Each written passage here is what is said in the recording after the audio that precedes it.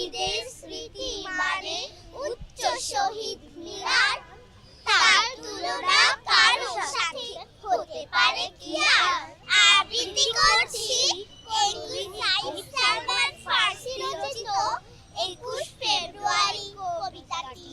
আসলো আবার বছর ঘুরে 21 ফেব্রুয়ারি, নগ্ন পায়ে শহীদ মিনার দিচ্ছে সবাই পারি।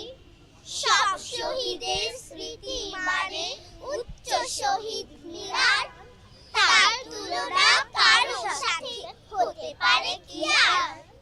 সেই শহীদের রক্তে কেনা